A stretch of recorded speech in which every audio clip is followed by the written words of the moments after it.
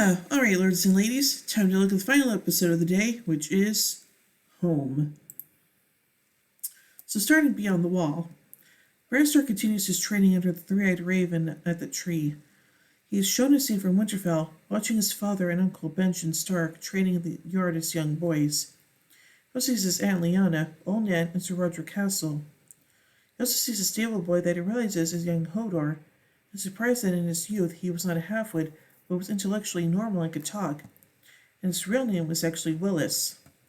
But Bran wants to stay. He's dragged out of the vision by the three-eyed raven, who warns him that it's dangerous to stay too long in such visions. Outside the tree, Bran finds Mira Reed, who still appears to be in mourning over her brother's death. Though Mira questions the point of her presence during Bran's training, Leaf says that Bran will need her when he leaves the tree. In King's Landing, in a tavern, a man drunkenly boasts of having taunted Cersei during her walk of atonement to the great amusement of the other patrons. After he finishes his story, he leaves the tavern to urinate against the wall outside. As he's urinating, he is confronted by Sir Gregor Clegane, who kills him by smashing his head against the wall. Sir Gregor then returns to Cersei's side. Marcel's funeral is held at the Great Sept of Baelor, but Cersei cannot attend. Tommen has ordered that Cersei be confined to the Red Keep since he is concerned that the Faith Militant will arrest her if she steps inside the Sept. In the Sept, Jaime and Tommen talk about Marcel and Prince Trystane. Tommen believes that Cersei is to blame for Prince Trystane's death, but tells Jaime that he isn't upset with her. Jaime convinces Tommen to go see his mother and apologizes to her as the High Sparrow enters the Sept.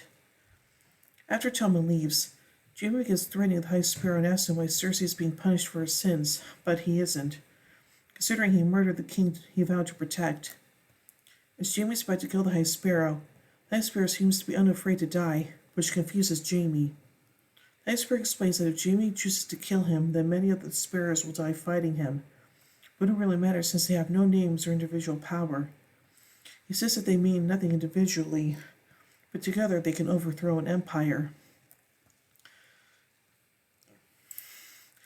Tommen visits Cersei in the Red Keep and apologizes for not being more assertive during her imprisonment. He regrets letting the High Sparrow lock her away and says that he should have torn the Sept down with the High Sparrow inside of it. He tells her that he needs her help in being a strong ruler.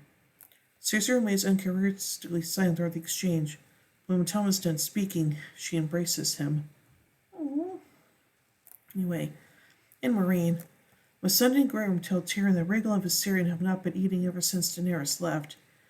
Tyrion explains that dragons know dwell in captivity and they will probably start eating again if they are unchained. He also suggests that dragons are intelligent enough to remember their friends, and that they will probably not harm Missandei if they meet her again. She spent so much time with them when they were little. Tyrion and Varys go down below the pyramid, with Tyrion advancing into the darkness alone. One of the dragons emerges from the shadows and Tyrion maintains eye contact. When the other emerges, Tyrion puts down his torch and gently advances. To calm them, Tyrion speaks gently, explaining that some say that dragons are more intelligent than humans. He tells that when he was little, one of his uncles asked him if he wanted what he wanted for his name day present, and he asked for a dragon, not even a large one, just a little one like him.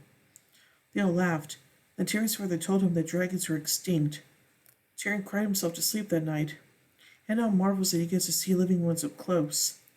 At this point, Tyrion's finally close enough to release the locking pin on the first dragon's collar.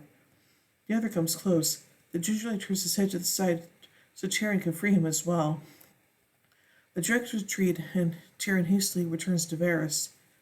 Tyrion strikes Varys to punch him in the face if he ever suggests doing anything like that again. Wow. Anyway, in Bravos, still a baker on the streets, Arya is again approached by the Waif, who asks her name. Arya says she is no one, at which the Waif hits her. The Waif retorts that she doesn't believe that, and neither does Arya. She tries to fight back, but the Waif vanishes, replaced with Jack Nagar.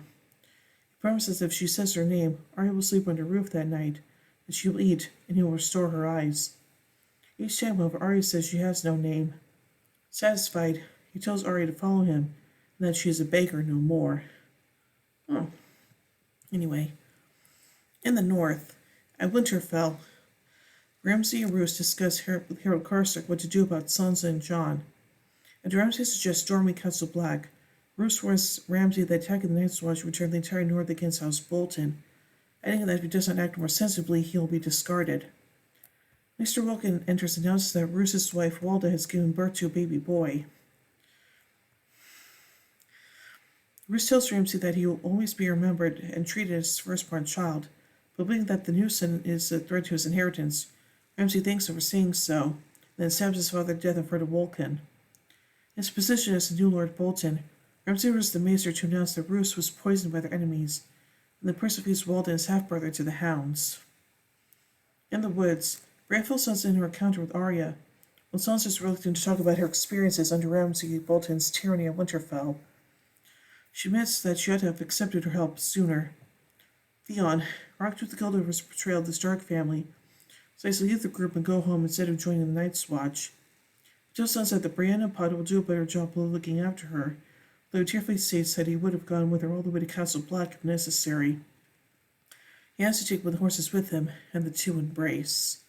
Aww. Meanwhile, in the Outer Islands, at Pike, it is a dark and stormy night. Ooh. Yara Greyjoy reads a letter to King Balon Greyjoy about how the Glovers retook Deepwood Motte and killed all the Ironborn who held the castle.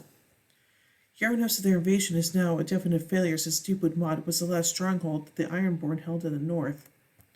Balon tells her that they will continue fighting. Yara argues that invading the north is pointless since they are unable to hold the strongholds they conquer against the mainland armies, and the strongholds in the mainlands aren't really valuable to Ironborn because they are so far away from the sea. Balon states that one of the reasons that the invasion wasn't successful was because Yara wasted men when she attempted to rescue Theon, which she says she will not apologize for. Yara continues to try to convince Balon to end the rebellion, saying the only reason they were able to take strongholds in the north in the first place was because the Northerners were in the south fighting a war, and now that war is over. She reminds Balon that the last time they provoked the mainlanders too far, they were crushed, and their two eldest brothers were killed.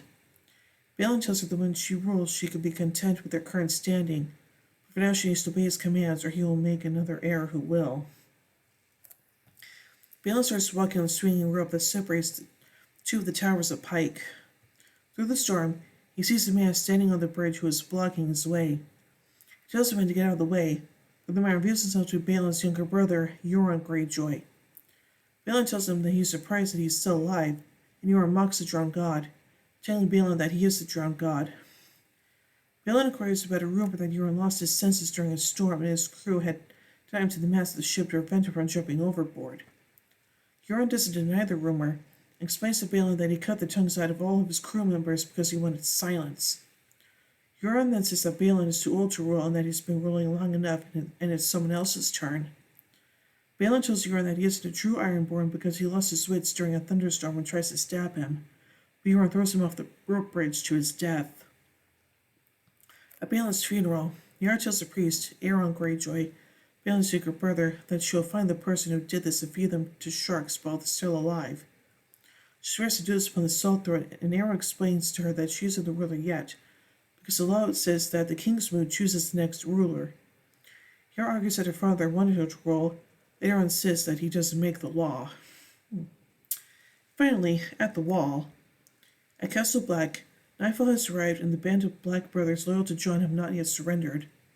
When Davos refuses a final ultimatum for Alistair Thorne by drawing Longclaw, while the others draw their swords, the acting Lord Commander orders the door to be battered down with a sledgehammer. Further measures can break in, however, and returns with Tormund and an army of wildlings. The Thorn demands that the watchmen stand a fight, but one of them is stupid enough to try it and is almost immediately cut down by Tormund, enabling an almost bloodless takeover. When Archer foolishly loses a crossbow bolt into one's back, which only results in angering the giant, seizing him from his perch and dashing him against a stone wall before throwing the mangled body at Thorn's feet. The watchmen, seeing this, quickly throw down their arms and surrender. Thorn tries to attack while Ollie angrily rushes Tormund with a sword. Thorn is seized and Tormund easily disarms Ollie and pushes him into the waiting arms. No wildlings are hurt. Thorn and the officers immediately alongside him are led away to the ice cells. Ed brings Tormund to see Jon's corpse, noting the many wounds. Tormund quietly says he'll have his men start gathering wood for pyres. Davos tells Melisandre was under normal glamour, but still gripped by a crisis of faith. When asked her if reviving John is possible, she missed having seen it done, but insists she cannot do it, having lost faith in Lord of Light due to the failure of her predictions regarding Stannis Baratheon to come true. After Daphnis implores to simply try, she agrees.